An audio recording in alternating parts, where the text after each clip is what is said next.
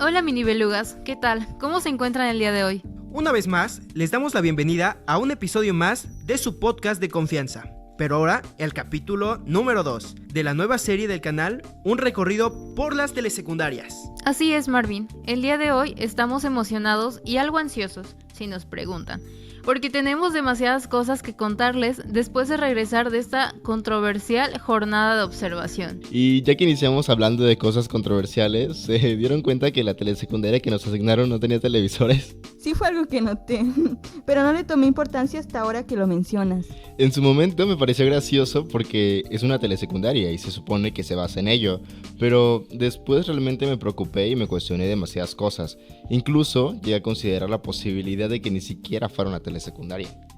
De hecho, fue uno de los temas de los que escribí en mi diario de campo, y la verdad me desconcertó demasiado el hecho de que la escuela no contara con al menos proyectores o algo parecido. Para ser sincera, ni siquiera lo noté. Estaba estresada, tratando de entrevistar a media escuela para la exposición de resultados. ¿Y esa capacidad de observación, compañera? En mi defensa, pude obtener buena información sobre lo que me dijeron los docentes. Bueno, y dejando de lado si Itzel es buen observador o no, ¿recuerdan la guía de observación que estaba elaborando justo antes de la jornada? Pues parece que el destino me escuchó porque el docente titular que me tocó se apegó a la metodología de la nueva escuela mexicana y la verdad me sentí mal por algunos compañeros porque me enteré que sus profesores ni siquiera planeaban sus clases o cosas por el estilo. Que, a ver, al final la articulación del modelo educativo que está actualmente depende mucho de la institución y algo que tengo muy claro es lo que menciona Jara Vázquez en 2008, ya que cuando hablamos de un modelo educativo hacemos referencia a una visión sintética, enfoques pedagógicos y finalidades educativas que básicamente definen la estructura del sistema. Hey, a mi queridísima docente titular no le vas a estar tirando aquí, ¿ok? Bueno, pero antes de que continuemos con el podcast y para evitar confusiones, me gustaría dejar en claro que el modelo educativo es muy distinto al modelo pedagógico, pues acorde con lo escrito de Jara Vázquez publicado en 2008, mientras que el primero toma en cuenta objetivos generales con base en finalidades educativas, el segundo refiere a la actividad educativa y el quehacer institucional. Bueno, ya dejando de un lado tanta teoría, ¿han notado que los jóvenes de antes eran más inteligentes que los de hoy en día? O al menos me da la impresión de que lo eran. De hecho, mis papás me contaron que cuando ellos estaban en la primaria, les enseñaban cosas que hoy se ven hasta el nivel de secundaria. Es algo raro porque se supone que la educación debe avanzar o mínimo exigir más para formar jóvenes con una mayor capacidad intelectual. ¿Se imaginan que el gobierno nos esté manipulando para hacernos cada vez menos críticos y así extinguir a la raza humana? ¿Qué habíamos dicho sobre dormir 8 horas al día, amiguita? Con todo lo que están diciendo, me da la impresión de estar escuchando a Romero Gonzaga. Y antes de que me critiquen o piensen que soy un ratón de biblioteca, permítanme explicarles por qué. Resulta que en 2019 esta autora escribió algo bastante curioso y polémico hasta cierto punto, pues mencionó que el modelo de telesecundaria ha estado en decadencia después de los cambios implementados a partir de 1999. Si contrastamos esta información con lo que dicen nuestros gobiernos actuales sobre el sistema educativo, caemos en una gran contradicción. ¿Ven cómo el gobierno nos está manipulando? ¿Te pareces a las señoras conspiranoicas de Estados Unidos?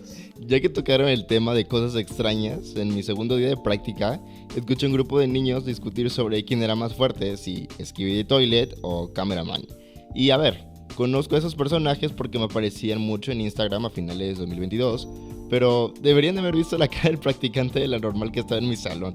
Pero bueno, más allá de si la serie es bizarra o no, me di cuenta de lo mucho que los adolescentes han cambiado. Es decir, aparte de sentirme más viejo obviamente, me preocupa cómo los docentes se esfuerzan por comprender a los alumnos y hasta cierto punto usar dicha información para sus planeaciones, lo cual, para ser sinceros, en estos casos no creo que sea de mucha ayuda. Eso me recuerda que en 2019 Romero Gonzaga también escribió algo sobre las evaluaciones.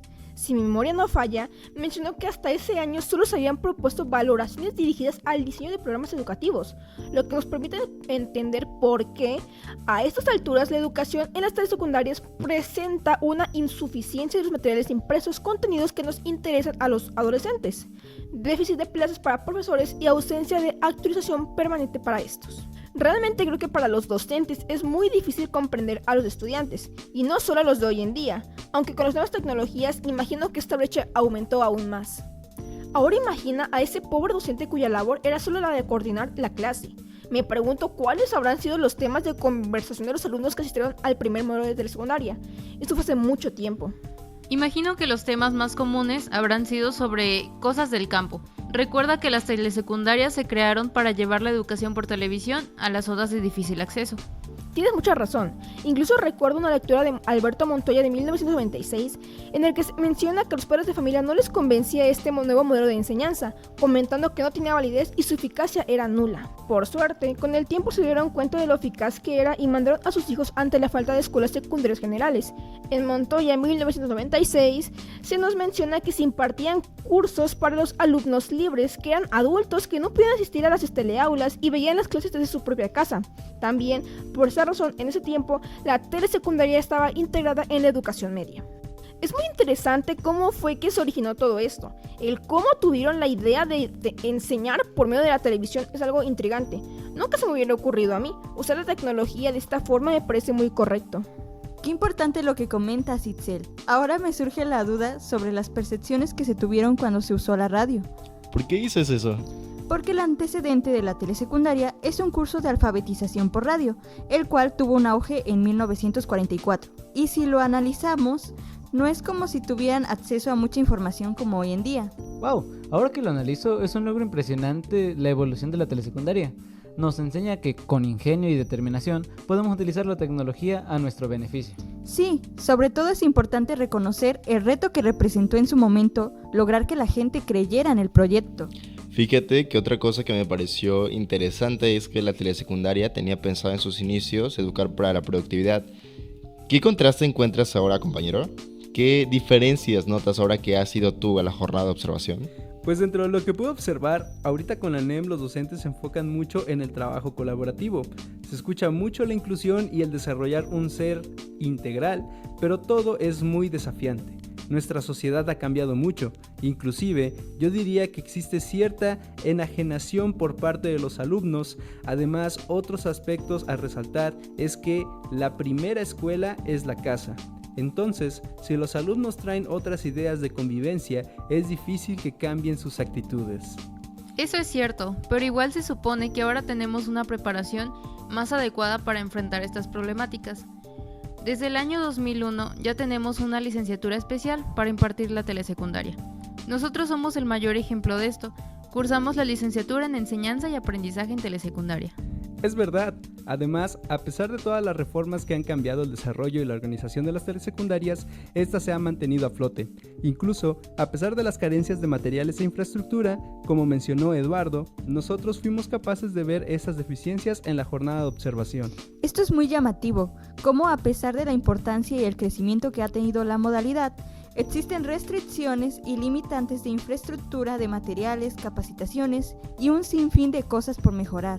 De acuerdo con Zaira Navarrete Casales y López Hernández, en la lectura de Telesecundaria en México, se menciona que de acuerdo con el Programa Sectorial de Educación 2019-2024, la telesecundaria se orientará y transformará su actuar de acuerdo con las necesidades que se presenten dentro de las comunidades, así como las características particulares del contexto de las localidades.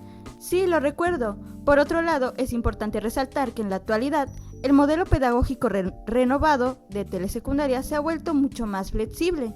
Yo no recuerdo bien esa parte. Sí, por ejemplo, las sesiones ya no están sujetas a horarios estrictos. Ahora los docentes tienen recursos que pueden consultar en cualquier momento. Podemos apoyarnos de videos, juegos didácticos, actividades, plataformas, entre otras. Y esto a su vez permite que los alumnos tengan un mejor aprendizaje. En eso tienes mucha razón, Leonor. Es importante recordar lo que se describe acerca de la flexibilidad que se nos describe justamente del modelo renovado. Y a partir de ello podemos justamente darnos cuenta de cómo ha estado evolucionando la telesecundaria mexicana por el paso del tiempo. Es verdad, a través de ello, para nosotros es posible observar el modelo de telesecundaria desde una perspectiva más profunda y detallada, analizando su estructura, cambios y, lo que más quiere escuchar nuestra querida audiencia, cómo afecta en la educación básica y en los jóvenes de nuestro país. Estoy de acuerdo con eso, pero para poder responder esa pregunta debemos tener en cuenta que hay que analizar diversos factores como las necesidades educativas, su crecimiento, los modelos y materiales, entre muchas otras cosas que se tienen que tomar en cuenta, ¿no? Sí, Itzel, la verdad, recuerdo que en la lectura de Telesecundaria Mexicana de Buenfil Baños hablamos mucho acerca del contexto social y cómo las demandas de la sociedad incluyen mayor democracia, mejores niveles de vida y una educación que responda a las dinámicas de cambio global y nacional, con el objetivo de proporcionar una formación básica de calidad y oportunidades de formación técnica y profesional. Es verdad, además Buenfil nos habla mucho acerca de cómo en las zonas más rurales y marginadas de nuestro país, la modalidad telesecundaria ha sido una ayuda muy grande para que los programas y reformas educativas, ya que ha aumentado enormemente la cobertura de la educación básica. Pero bueno, en este caso no todo puede ser positivo, ya que si recuerdan hablamos también de cómo Buenfil dice que el modelo de telesecundaria se apoya de una gran variedad de recursos didácticos específicos, tanto televisivos como impresos, que siguen el plan de estudios de telesecundaria, sobre todo en los programas televisivos transmitidos por EduSat. Sin embargo, debemos ser muy conscientes de que han detectado muchas cosas que mejorar para que se logren los resultados esperados. Pues está muy bien tu comentario, pero creo que debíamos ser un poco más positivos, ya que a través de reformas y programas de la Secretaría de Educación Pública se ha enfocado en mejorar todos los recursos que necesitan mejoras y actualizaciones, como en el caso de los docentes, ya que si nos ponemos a recordar lo que nos explica Buenfil, es inevitable que llegue a nuestra mente el Programa Nacional de Actualización Permanente de Maestros de Educación Básica en Servicio, el PRONAP, y otras acciones de formación y actualización docente, incluyendo la licenciatura en Educación Secundaria con especialidad en telesecundaria. Exactamente, en eso creo que sí tienes razón, porque las autoridades educativas se han enfocado en hacer múltiples innovaciones educativas, con el propósito de mejorar la modalidad de telesecundaria, como es el caso también de la incorporación de la asignatura de formación cívica y ética, que implicó muchas modificaciones en el sistema de aprendizaje y, en palabras de Buenfil, esas innovaciones buscan flexibilizar la propuesta pedagógica, promover la interacción entre el maestro y el alumno y fomentar la reflexión crítica. Es verdad, aunque el sistema no siempre puede cumplir con lo que se necesita, las autoridades trabajan día con día para solucionar los problemas con nuevas innovaciones para mejorar la educación básica. Por cierto, se me estaba olvidando. El día de hoy les traje una reliquia. Es un texto de la Secretaría de Educación Pública. Es una guía didáctica publicada en 1998. Si es de 1998, no es una reliquia, Marco. Bueno, eso es cierto. Si no, Esaú también contaría como una reliquia. Aunque dejando de eso de lado, este texto identifica 5 modelos de telesecundaria y algunas de sus características, desde 1967 con el modelo experimental hasta 1989 con el nuevo modelo de telesecundaria. El texto nos da una breve introducción a la telesecundaria. En ella nos recuerda que en sus inicios no vinculaba a la comunidad con su labor educativa. Si no me recuerdo, esta guía por fin incluía, como se merece, a la realidad local como parte del proceso educativo.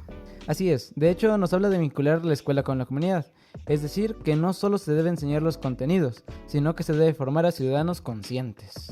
Claro, quiere decir que si involucramos a la comunidad, podemos crear un entorno donde el aprendizaje sea más sólido, es decir, usamos la telesecundaria como un puente entre la escuela y la vida cotidiana. Veo que lo entendiste. Y como podrás comprender, en una zona rural que precisamente es a donde está orientada la telesecundaria, es mucho más efectivo y útil. Este enfoque, aunado al Acuerdo Nacional para la Modernización del año 1992 y todos los cambios que ésta trajo, lograron consolidar de mejor manera la telesecundaria como un modelo completo. Exacto, pues uno de los compromisos del acuerdo fue ampliar la cobertura de la educación básica y mejorar su calidad por igual.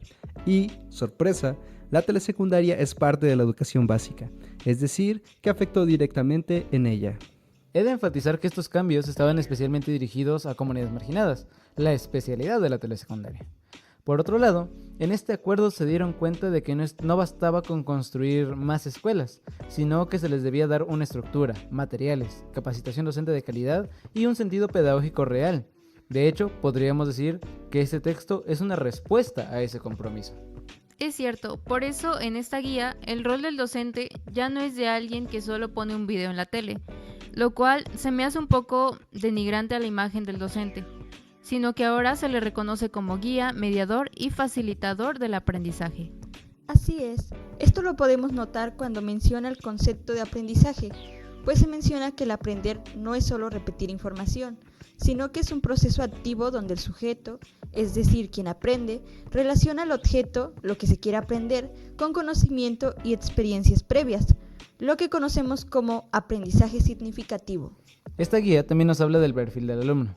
Puesto que el rango de edad va desde los 13 a los 17 años, podemos decir que se encuentra en plena adolescencia. Por ello, se clasifican 3 aspectos donde se pueden ver cambios. Estos son los biológicos, psicológicos y sociales. En el aspecto biológico podemos encontrar cambios físicos derivados de las hormonas.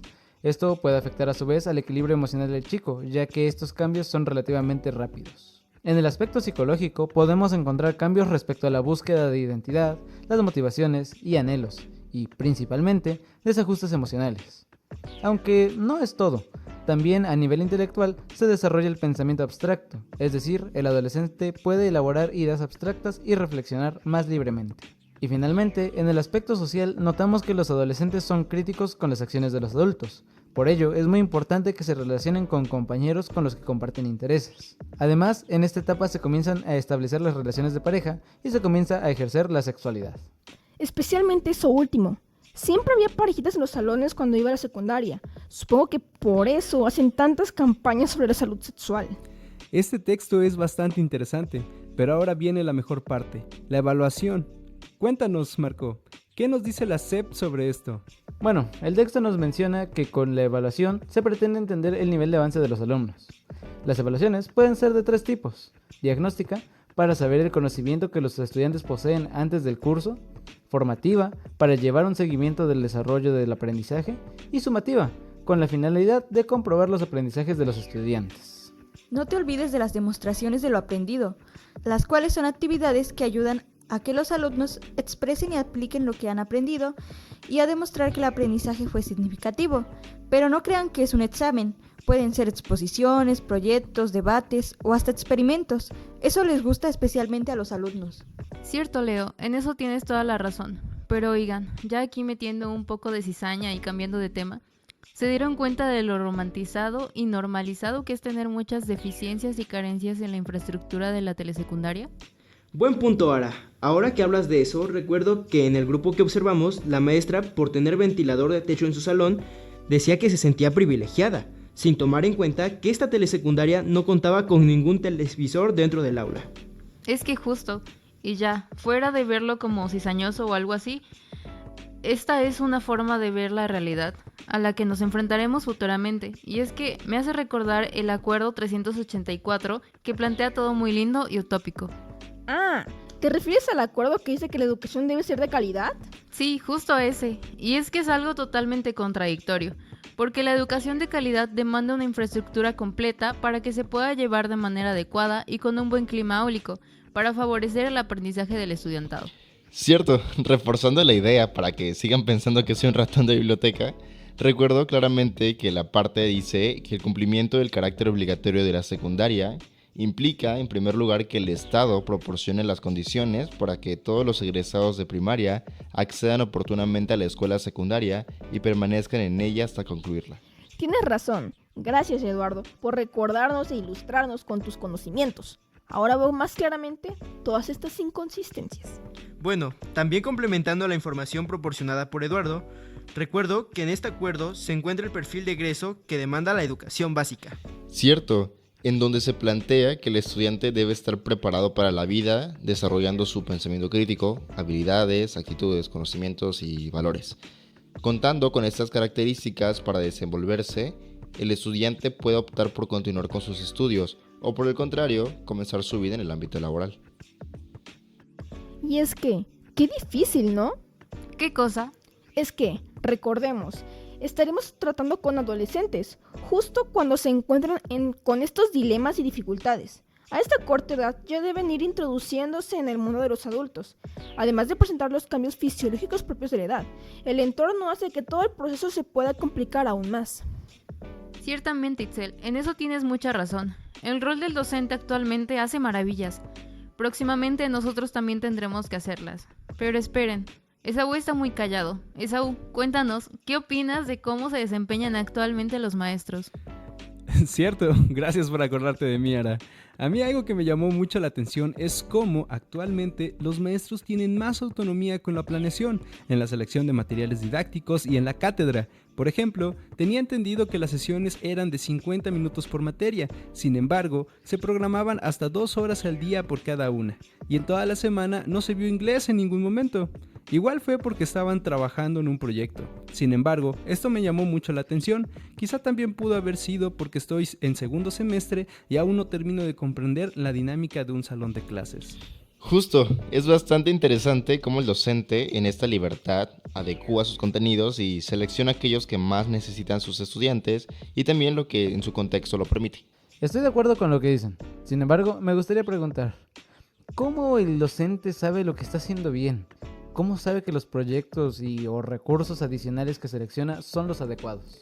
En este caso, creo que todo está relacionado con la capacitación que recibe el docente posterior a su formación.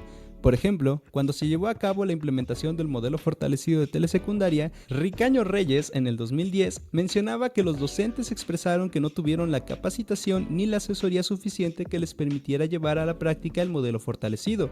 Y esto es muy interesante, porque si tu modelo de capacitación es en cascada, se tiende mucho a perder información en el proceso. Por lo tanto, la instrucción inicial se puede modificar fácilmente, y eso solo en el caso de que sí recibas capacitación.